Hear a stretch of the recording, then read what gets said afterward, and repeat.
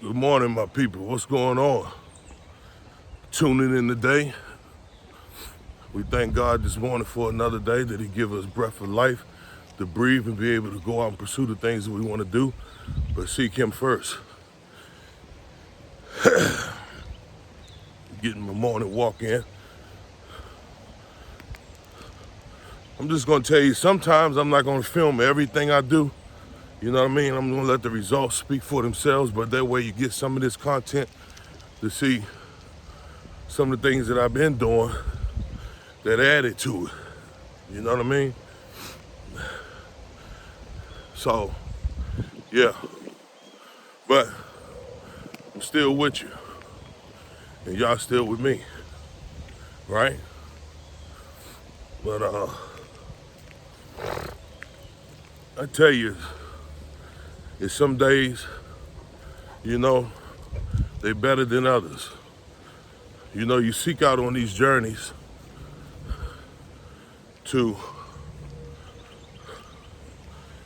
get accomplished what you set your mind to do. But you're gonna be faced with some dilemmas sometime. You're gonna be faced with battling yourself. You know, this is not easy. If it was, everybody could do it. But you gotta keep in mind, stay focused, and believe in what it is that you want to accomplish. You know, it's gonna be a lot of things tugging at you. Soreness, mental fatigue, physical fatigue. This is one of the reasons why I put myself out there. Because all you have when you're born is your name that your mother and father give you, and that's all you're gonna take to the grave with you. You ain't taking nothing else with you. It's your name in the short time that people remember you. So, I'll be damned if I'm gonna screw that up, all right? And I want to be a motivational asset to people, an inspiration. All right, come up here. So, with that saying, it's gonna be hard, but you gotta keep chopping. I don't care how big that tree is. You keep chopping at it, it's gonna come down. You can have a one-man axe, and you keep chopping, it's gonna come down, okay? There's no such thing as quick fixes. You got people out here, they're taking those shots, you know? They're taking those shots, Xanthol or something, whatever them were, they are. They taking them Z-packs or something, shots, right? And looking for a quick fix. You're gonna get your quick fix. Come on. You're gonna get your quick fix, but it's gonna come with some consequences, you know? I couldn't do nothing like that because myself personally, I wanna feel the sense of accomplishment, man. I wanna feel like I did something. I wanna learn through the process, keep learning myself. I wanna feel good because I did it the right way. And then when you do it the right way, you appreciate it. Anybody can go lay and get gastric bypass surgery or these shots, okay? And even those ain't guaranteed because both of them, people still sometimes bust a band on their stomach or whatever it is and they gain the weight back. So that lets you know it's due to our overeating, our obsession with food, okay? That relationship with food and emotional connection is why we end up big anyway. Like I said before in previous videos, that some people eat out of depression, some people eat out of emotional distress, some people eat because they definitely, like myself, are addicted to the additives that are in the foods that keep you coming back. back. You may have in a grocery store, even though you may see Kellogg's, Post, or whatever, all these different brands of a certain product, you know, and you have a whole grocery store full. But just believe it, that whole grocery store with all those things in there, making you think this brand is better than that brand, this brand is better than that one. They are owned by probably 5 people, 5 companies, okay? Out of all the products that's in the store. So some may have a little additive, some may have a little more, some may have less, but they all have something that's gonna keep you coming back because they're creating this illusion of competitiveness, as if one brand is better than the other. When get over here, come on. I don't want you going to the bathroom in people's grass. You know, but a lot of those things are already prepackaged things. They're boxed. Look at all the recalls we haven't coming back with Listeria, Salmonella, and all these different things. They're all mostly in boxed foods, prepackaged foods. So that should tell you something there. This stuff is not real. And then remember, we had this deal where the FDA approved of meat to be manufactured, to be made, chicken and meat. That's that stuff that you go to these fast food places and get a chicken sandwich or fish, you know? That's all man-made meat, things like that. It's fake. You very seldom see a recall on, let's go, come on. You very seldom see a recall on chickens, whole pieces of meat, like steaks or things like that. Now, you know burgers are always gonna have a high chance of contamination because when the butcher's butchering that, you know, and it's not one cow, you may have a mixture of, you'd be surprised for all my people, and I once was one that said, oh, I don't eat no pork. You don't know what's ground up in that beef, okay? It's all the leftover pieces, the fats, everything from multiple cows, okay? And when you're hitting that intestinal tract, that gut, some of that bile leaks on that meat. And if you have a guy or a butcher that's packaging that stuff after maybe rinsing it off or however they do it, that's how you get the meat contamination from ground beef, okay? Anything that's ground. The utensils they use, the grinding machines, a lot of times, they're not clean thoroughly. So your best meat, if you're gonna eat meat and chicken, is to have it whole. When you see the bone, you know you're good, okay? If you wanna grind it up, take you some steak yourself and get your grinder and grind it. You'll probably like that better anyway. But anyway, I don't really have a designated topic that I'm shooting out here. It's just I'm keeping myself moving and speaking to my people. You know, everything I want to put out in the atmosphere is something for us to all think about. You know, we just want to make ourselves think. We can't lean on other people else's thinking and doing for you when God equipped you with a mind to do it and think on your own, okay? That's the problem that we have, a lot of us do. You tell somebody something, they go and try it without research.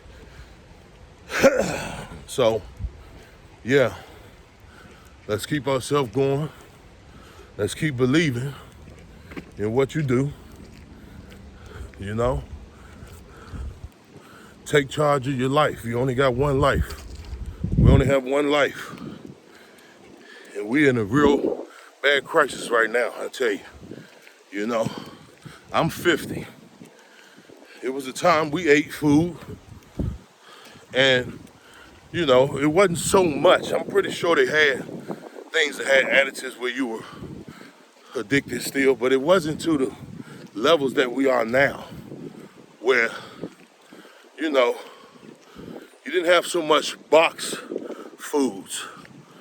You didn't have all these different brands of cereals. I mean, everything, it's a marketing deal now. And it's fed off the gluttony and greed of us. You know, it's a machine. So when you take it and look at it in that manner, like I said, we gotta take control of our lives, do what we gotta do, and learn food or relearn food. Come on. Or relearn food, you know? So, understand what it is and take control of it, because our kids are dying. They're dying because of this, okay?